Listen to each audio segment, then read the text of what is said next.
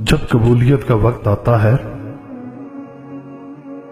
اور خدا کی مرضی تمہارے حق میں ہوتی ہے،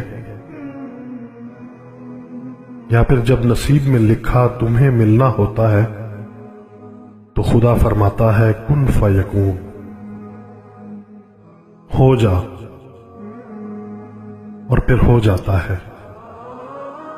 اور اس لمحے میں آسمان، ستارے، چاند، سورج، وقت، قسمت، ہوائیں، بادل اور بارشیں، قدرت، کائنات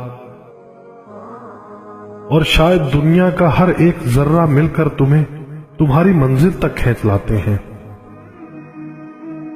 خدا کی مرضی کو پورا کرنے کے لیے، اور وہ ہو کر رہتا ہے جو منظور خدا ہوتا ہے۔